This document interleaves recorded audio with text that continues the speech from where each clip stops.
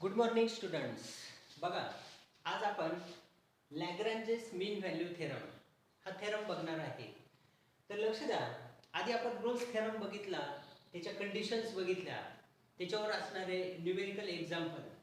तर हे दोन्हीही टॉपिक रोल्स थेरम आणि लॅग्रेंजेस मीन व्हॅल्यू थेरम हे दोन्ही JEE point of view Maharashtra CET या दोन्ही लेवलला इम्पॉर्टंट आहेत. ओके, तर बघा आता लक्ष द्या, लॅग्रेंजेस मीन व्हॅल्यू थेरम. तर यालाच शॉर्ट फॉर्म मध्ये काय म्हणलं जातं, LMVT, Lagrange's mean value theorem. आता याने स्टेटमेंट काय सांगितलेलं आहे या थेरमचं ते लक्ष द्या.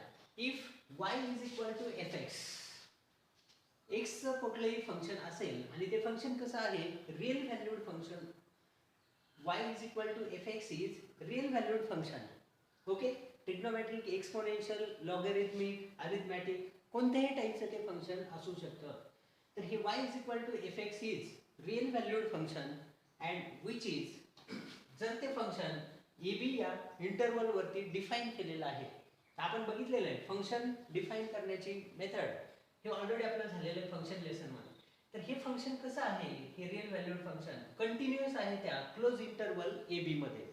ओके, ते फंक्शन आहे कंटिन्युअस, त्या फंक्शनचा ग्राफ कंटिन्युअस आहे. जर ते फंक्शन डिफरन्शिएबल असेल त्या ए बी ओपन इंटरवलमध्ये, त्या फंक्शनचा डेरिव्हेटिव्ह एक्झिस्ट होतो. ओके, म्हणजेच ते function real valued function continuous आहे, डिफरन्शिएबल जर असेल त्या ओपन इंटरवल ए बी मध्ये. या दोन कंडिशन आहेत लॅग्रेंजेस मीन व्हॅल्यू थेरम मध्ये. तर रोल्स थेरम मध्ये 3 कंडिशन होत्या, लॅग्रेंजेस मीन व्हॅल्यू थेरम मध्ये फक्त तुम्हाला 2 कंडिशन्सचा विचार करायचा आहे. तर याने काय सांगितलं त्याच्याच पुढं, जर ते फंक्शन कंटिन्युअस आणि डिफरन्शिएबल असेल तरच there exist at least any one point, at least one point in point C in between A and B. त्याने काय म्हटलेलं आहे की तर त्यावेळेस तिथं एखादा तरी असा एक पॉइंट एक्झिस्ट होतो, कमीत कमी एक पॉइंट, एकापेक्षा जास्त पॉइंट सुद्धा असू शकतात. ओके, त्या ए आणि बी या ओपन इंटरवलला बिलॉंग करणारा त्या सी ची व्हॅल्यू असते, असे कमीत कमी एक तरी पॉइंट त्या ए बीच्या मध्ये असेल की सच दॅट त्या फंक्शनचा त्या पॉइंटला डेरिव्हेटिव्ह, कोणाचा, एफ एक्स फंक्शनचा X is equal to C या पॉइंटला डेरिव्हेटिव्ह म्हणजेच F dash of C is equal to F B minus F A upon B minus A. तर एफ बी म्हणजे काय, फंक्शनची त्या एंड पॉइंटची व्हॅल्यू. ओके, त्या इंटरवलच्या एंड पॉइंटची व्हॅल्यू. एफ ऑफ ए म्हणजे काय, फंक्शनची त्या इंटरवलच्या स्टार्टिंगची व्हॅल्यू. या दोघांचा difference divide by B minus A. आता याचाच ग्राफिकल हे प्रेझेंटेशन जे दाखवलेलं आहे ते व्यवस्थित लक्ष द्या. फंक्शन वर्सेस व्हेरिएबल, आपण या फंक्शनचा ग्राफ प्लॉट केला. हा कर्व आहे y is equal to F X. बघा इथे x ची व्हॅल्यू x ॲक्सिस वर, फंक्शनची व्हॅल्यू म्हणजेच y ची व्हॅल्यू कुठं आहे, along the y axis. Function versus variable हा ग्राफ आपल्याला माहिती. मग आता या x is equal to a, x ची व्हॅल्यू इथं a आहे, त्या इंटरवलचा स्टार्टिंग पॉइंट, त्यालाच मी a ने इथं डिनोट केलेलं आहे. तर x ची व्हॅल्यू, x व्हेरिएबल याचाच कोऑर्डिनेट आला a, आणि x ची व्हॅल्यू a असताना फंक्शनची व्हॅल्यू काय असणार, f ऑफ a. तर फंक्शनची व्हॅल्यू आहे f ऑफ a, तर या a चे कोऑर्डिनेट झाले a आणि f a. इथं x ची व्हॅल्यू आहे b, व्हॅल्यू इन्क्रीज होत जाते x ची अलोंग द x ॲक्सिस, आणि त्या फंक्शनची value x is equal to b असताना काय असणार, f ऑफ b.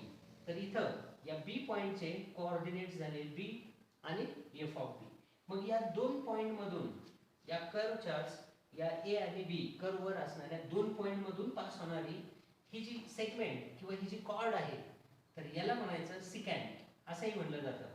कॉर्ड किंवा याला नाव काय आहे, सिकॅन्ट. तर याच ए बी कॉर्ड किंवा त्या सिकॅन्ट ही त्या ए आणि बी च्या मध्ये एक तिसरा पॉइंट आहे x is equal to C. आता तो एक पॉइंट असेल किंवा एकापेक्षा जास्तही पॉइंट्स असू शकतात, ज्या पॉइंटला आपण त्या फंक्शनला किंवा त्या कर्वला टँजंट ड्रॉ केला, तर एफ डॅश ऑफ सी म्हणजे slope of tangent to the curve at that point. तर तो जो टँजंट आहे तो या कॉर्डला कसा आहे पॅरलल. तर F dash of C slope of tangent to the curve at that point is equal to कोणाची व्हॅल्यू आहे, बी पॉईंटचे कोऑर्डिनेट बी एफ बी आणि ए पॉईंटचे कोऑर्डिनेट ए एफ ए. मग ए बीचा स्लोप काय होईल, y2 minus y1 upon x2 minus x1 म्हणजेच काय fb minus fa upon b minus a. Okay, this is the slope of chord और सिकॅन्ट ab. ab सिकॅन्टची काय आहे स्लोपची व्हॅल्यू आणि it is equal to f dash of c म्हणजे slope of tangent to the curve at x is equal to c. तर या दोन्ही व्हॅल्यू कशा आहेत इक्वल. तर हे त्या लॅग्रांजेस मीन व्हॅल्यू थेरम याचं स्टेटमेंट आहे. आपण रोल्स थेरम मध्ये जे बघितलेलं होतं तर F of A is equal to F of B या दोन्ही तिसरी कंडिशन जी होती त्याचं इथे युटिलायझेशन केलेलं नाही. म्हणजे याने सांगितलं की एफ ऑफ ए आणि एफ ऑफ बीच्या व्हॅल्यू इक्वलच असल्या पाहिजे असं काही नाही.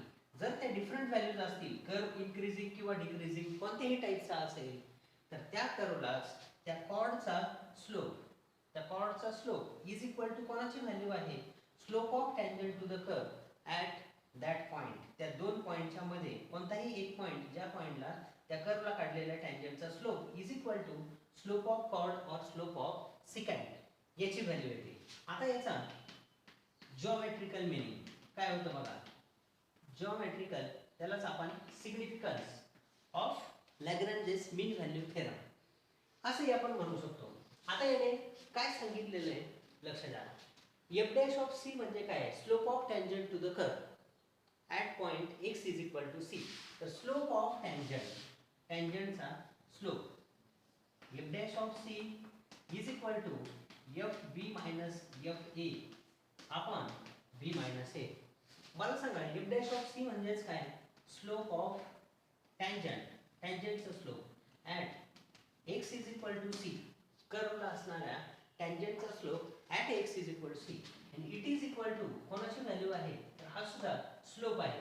तर स्लोप ऑफ कॉर्ड और सिकॅन्ट ए बी या कॉर्ड ए बीचा स्लोप आणि हे दोन्हीही स्लोप कसे आहेत इक्वल. मध्ये साइन कुठलं आहे इक्वल टू. याचाच अर्थ काय, दोन लाईनचे स्लोप इक्वल असतील देन दे आर पॅरलल. म्हणजेच यावरून आपण काय म्हणू शकतो तर कॉर्ड ए बी त्या x इज इक्वल टू ए आणि x is equal to be. तर या दोन पॉइंट मधून पास होणारी कॉर्ड ए बी ही कोणाला पॅरलल असते तर tangent at x is equal to C. Tangent to the curve at x is equal to C याला पॅरलल असते. That is chord passing through किंवा chord A B is parallel to tangent to curve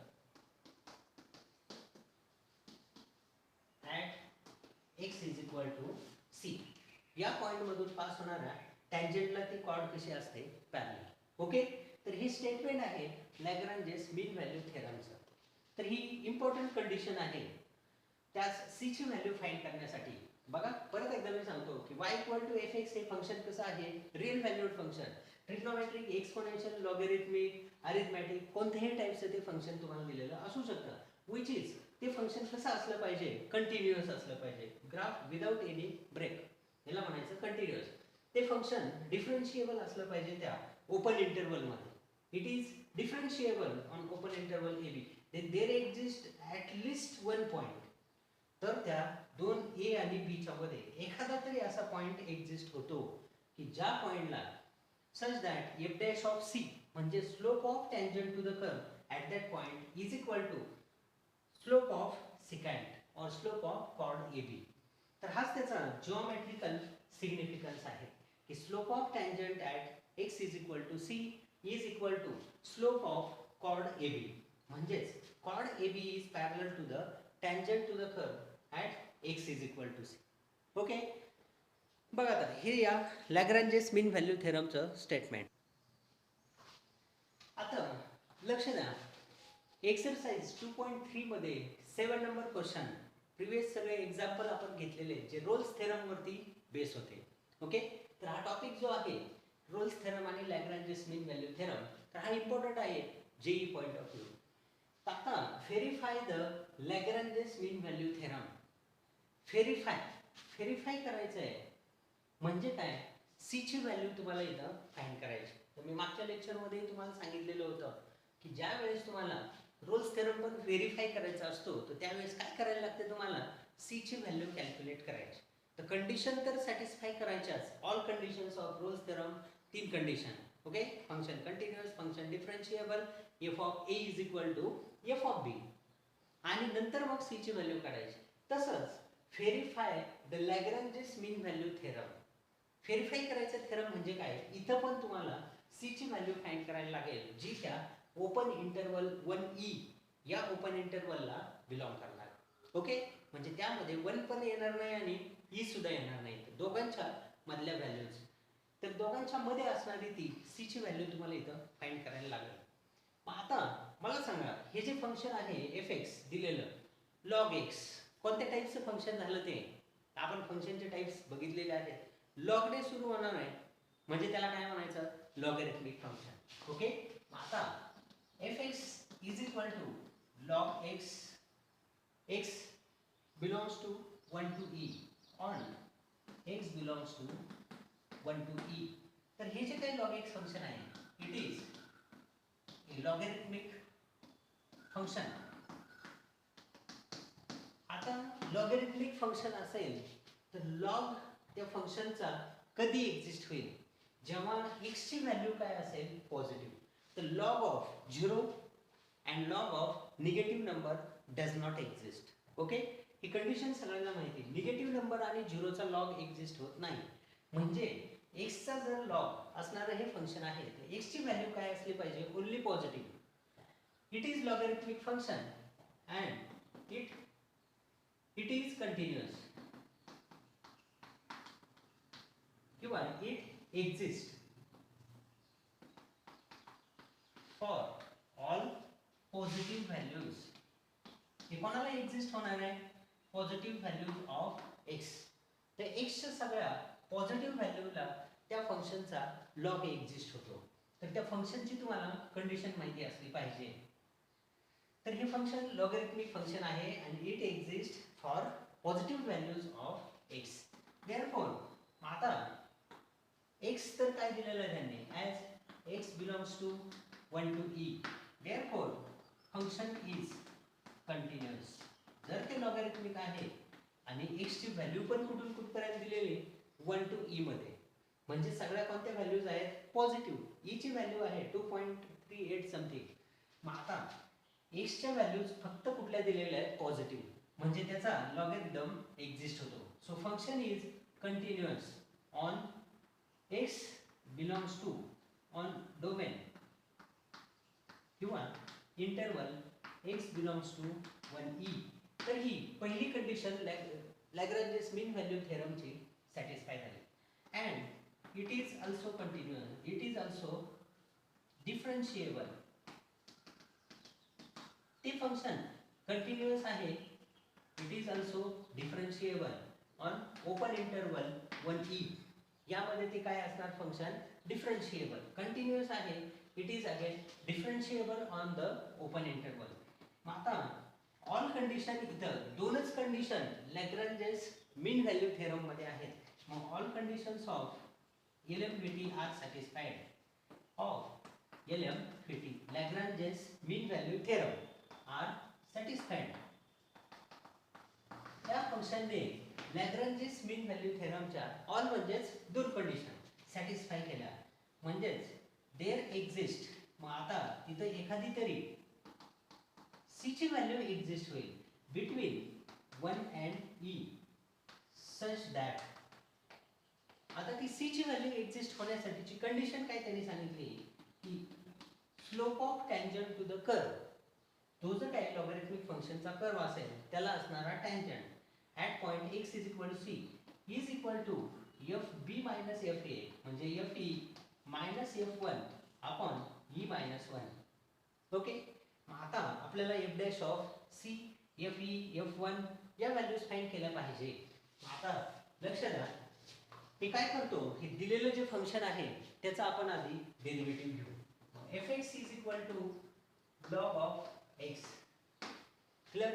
आता सगळ्यांनी सांगा, याच फंक्शनचा log एक्सचा differentiate केलं मी, त्याचा डेरिव्हेटिव्ह काय येईल, differentiate with respect to X. काय होणार मग, F dash of X, log X चा डेरिव्हेटिव्ह 1 अपॉन एक्स.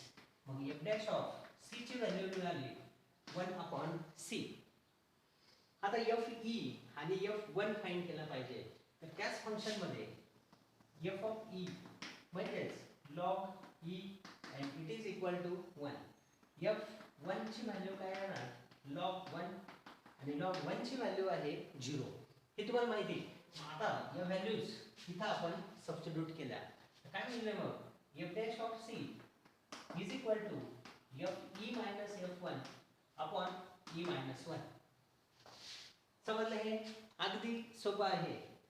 आधी आपण ते फंक्शन लॉगॅरिथमिक आहे आणि लॉगॅरिथमिक फंक्शन कधी एक्झिस्ट होतं जेव्हा व्हेरिएबल म्हणजेच त्यात असणारा number it exist for all positive values of x. जेव्हा तो नंबर किंवा ती टर्म काय असली पाहिजे पॉझिटिव्ह टर्मचाच फक्त लॉग एक्झिस्ट होतो. आणि दिलेला एक्स जो आहे तो 1 to e मध्ये म्हणजे त्याच्या पॉझिटिव्ह व्हॅल्यूज दिल्यात म्हणजे ते लॉगॅरिथमिक फंक्शन एक्झिस्ट होतं. And function is continuous on the domain. Logarithmic function is continuous 1 e मध्ये कंटिन्यूअस असणार. It is A differentiable on open interval 1 to e. आता इथं काय झालं ऑल कंडिशन्स या लॅग्रेंजेस मीन व्हॅल्यू थेरमच्या सॅटिस्फाय झाल्या. त्या फंक्शनने त्याला सॅटिस्फाय केलं. मग there exist c in between 1 e. तर त्याच ओपन इंटरवल मध्ये c ची व्हॅल्यू असणार आहे such that f dash of c is equal to fe minus f1 upon e minus 1. तर ही c ची व्हॅल्यू काढण्यासाठीची कंडिशन. आपण काय केलं ते जे काही फंक्शन आहे त्याला डिफरन्शिएट करून घेतलं. f dash of x मिळाला 1 upon x. मग f dash of c जिथे जिथे x तिथं c ची व्हॅल्यू टाकली. आता काय काय लागणार आहे अजून fe आणि f1. तर fe त्या फंक्शन मध्ये x च्या जागी ही व्हॅल्यू टाकली log e it is equal to 1 आणि f ऑफ 1 log 1 त्याची व्हॅल्यू आहे 0. आता यात व्हॅल्यू सबस्टिट्यूट करू काय येईल 1 upon c is equal to f e ची value 1 minus 0 upon e minus 1. म्हणजेच 1 upon c is equal to 1 upon e minus 1. Okay दोन्ही साइडचा रेसिप्रोकल घेतला c is equal to e minus 1. आता e ची व्हॅल्यू काय असणार आहे 2 पॉइंट समथिंग आहे 38 समथिंग व्हॅल्यू मायनस 1 जर केला तर काय येईल 1 पॉइंट काहीतरी ती व्हॅल्यू येणार. म्हणजे ती कोणाला बिलॉंग करणारी व्हॅल्यू आहे 1 to e ला. ओके तर c is equal to e minus 1 is the value of c in between 1 and e. तर या पद्धतीने इथंच लॅग्रेंजेस LM Phi is verified. Okay तर या पद्धतीने हे सिंपल एक्झाम्पल आहे. त्यातलं सेकंड थर्ड हे एक्झाम्पल मी सॉल्व्ह करून देणार आहे. एक एक्झाम्पल मी तुम्हाला होमवर्कला देणार अगदी सिंपल फॉर्म मध्ये असणार. ओके ओके बघा लक्ष द्या. आता नेक्स्ट एक्झाम्पल सेकंड एक्झाम्पल मध्ये काय दिलेलं आहे fx is equal to x minus 1 x minus 2 x minus 3 तीन टर्मचं प्रॉडक्ट. आणि हे कुठे डिफाइन केलेले function on the close interval 0 to 4.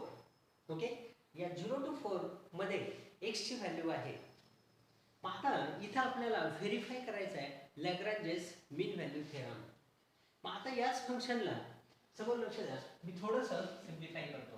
fx is equal to यांचं मी मल्टिप्लिकेशन करणार आहे x मायनस 1. आधी या दोघांचं मल्टिप्लिकेशन करतो काय होईल x square minus 3x minus 2x plus 6 नंतर परत याने मल्टिप्लाय केलं काय येणार x cube minus 3x minus 2x minus 5x आणि इंटू ओके हे x minus 1 as it is x square minus 5x plus 6.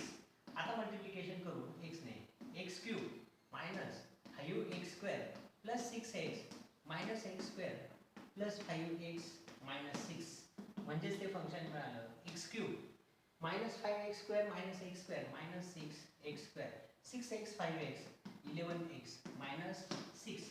This is value of fx. आणि कुठे डिफाइन केलेलं आहे ते 0 to 4 मध्ये झाले. आता हे फंक्शन कोणत्या टाइपचं फंक्शन आहे विचार करा आणि सांगा कोणतं फंक्शन यालाच म्हणायचं. It is a polynomial function. Okay more than x ची मोर दॅन 2 पॉवर जर असेल then it is called as polynomial. 1 power असेल लिनियर फंक्शन आपण म्हणू शकतो. किंवा it is also called as polynomial function.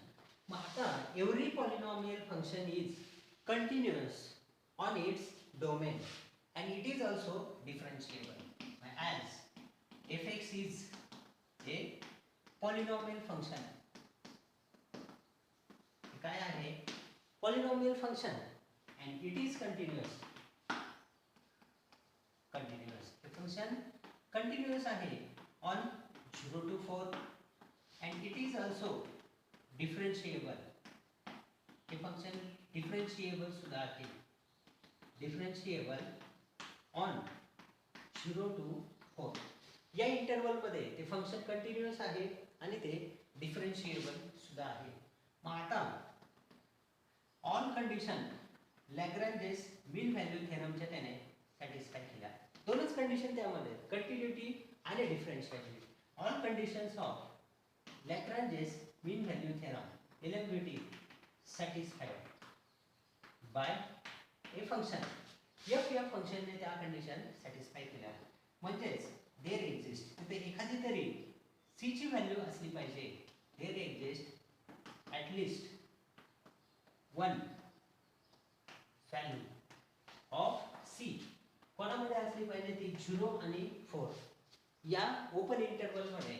Such that त्याने काय सांगितलेलं होतं की F dash of C is equal to F B minus F A. F B ची व्हॅल्यू काय 4 आणि एफ ए ची व्हॅल्यू आहे 0 अपॉन 4 मायनस 0. ओके. आता ही सी ची व्हॅल्यू फाइंड करण्यासाठी आधी आपल्याला काय करायला लागेल त्या फंक्शनला डेरिव्हेटिव्ह. काय दिले एफ एक्स आहे x cube minus 6 x square plus 11 x minus 6 polynomial function. मी याला डिफरन्शिएट केलं विथ रिस्पेक्ट टू एक्स. सांगा डेरिव्हेटिव्ह झालेला आहे. F dash of x x क्यूबचा डेरिव्हेटिव्ह येतो 3x square minus 6 constant x स्क्वेअरचा डेरिव्हेटिव्ह 2x. तर काय झाले 12x प्लस 11 x चा x च्या रिस्पेक्ट 1 आणि मायनस 6 चा डेरिव्हेटिव्ह 0 कारण काय आहे कॉन्स्टंट टर्म. म्हणजे एफ डॅश एक्स मिळालं तर त्यावरून F dash of C 3c square minus 12c plus 11. Okay. आता एफ ऑफ 0 आणि एफ ऑफ 4 करायचे आहेत. मग एफ ऑफ 4 काय होईल तर त्याच फंक्शन मध्ये जिथे जिथे x आहे तिथे 4 व्हॅल्यू टाकायची. 4 cube minus 6 into 4 square plus 11 into 4 minus 6 किती येणार बघा. 4 cube 64 minus 4 square 16 into 6 minus 96 plus 44 minus 6.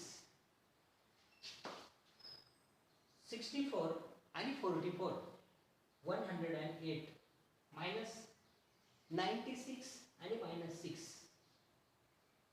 102. 108 minus 102 so it is equal to 6. Okay plus 6 F of 4 ची व्हॅल्यू. तसंच एफ ऑफ 0 ची व्हॅल्यू काय येईल तर 3 into 0 square minus 12 into 0 plus 11 sorry 0 cube minus 6 into 0 square plus 11 into 0 minus 6 किती येणार ती minus 6. f0 f4 दोन्ही व्हॅल्यूज काढल्या. बघा आता F dash of C is equal to f4 minus f0 upon 4 minus 0. F dash of C आहे 3c square minus 12c plus 11. f4 ची value आहे 6 मायनस मायनस 6 अपॉन 4. ओके 6 आणि plus 6 12 upon 4 3 it is equal to 3. आता 3 इकडे आणला तर 3c square minus 12c plus 11 minus 3 equal to 0. म्हणजे 3c square minus 12c plus 8 is equal to 0. आता हे क्वाड्रेटिक इक्वेशन मिळालेलं आहे. मग इथं c ची व्हॅल्यू आपल्याला फॅक्टर पाडल्यानंतर मिळेल. आता c ची व्हॅल्यू फाइंड करण्यासाठी काय करायला लागेल तुम्हाला मल्टिप्लिकेशन किती पाहिजे प्लस 24 आणि ॲडिशन काय पाहिजे मायनस 12. ॲडिशन -12. तर -6 + 4, पण त्याने काय होईल, -2 येते ॲडिशन, 8 आणि 3 -8 -3 ॲडिशन 11 येते, -11 ते पण नाही चालणार, -12 + 2 -10 येते तिथे ॲडिशन. मग याला आपण फॉर्म्युला मेथडने व्हॅल्यू काढू शकतो.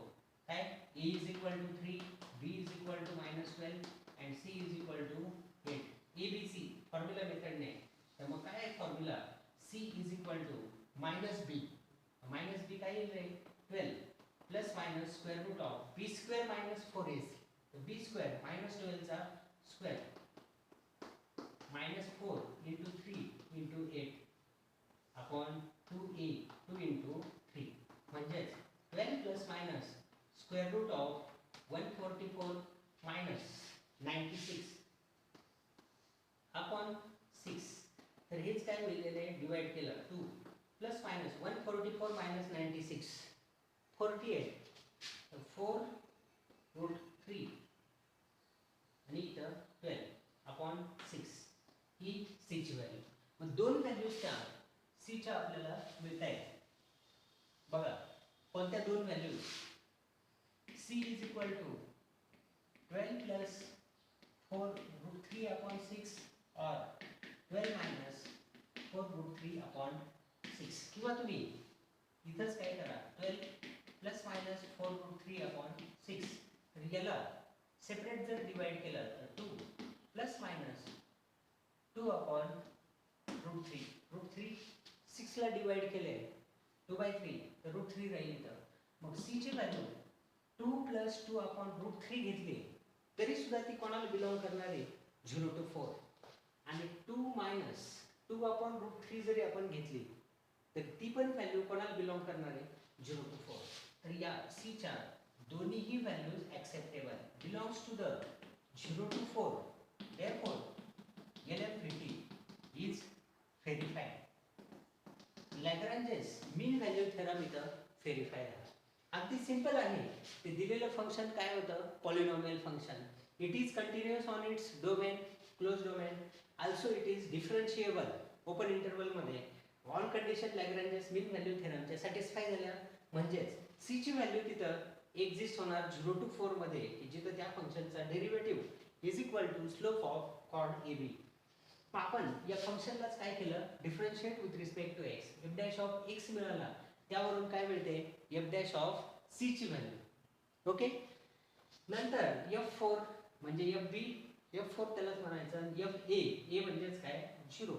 a ची व्हॅल्यू 0 आहे. f ऑफ 0 हे दोन्ही फाइंड केले. त्या फॉर्म्युल्यामध्ये लॅग्रेंजेस मीन व्हॅल्यू थेरमचा फॉर्म्युला, यामध्ये व्हॅल्यू सबस्टिट्यूट केल्या आणि कॅल्क्युलेशन केलं तर c चं क्वाड्रॅटिक इक्वेशन मिळालं. मग यालाच आपण फॉर्म्युला मेथडने सॉल्व्ह केलं. -b plus minus √b² - 4ac upon 2a. Value substitute केल्या आणि simplified we get the two values of c. एकदा प्लस एकदा मायनस, आणि दोन्ही व्हॅल्यूज काय 0 to 4 ला बिलॉंग करणार. ओके. तर हे होतं सेकंड एक्झाम्पल.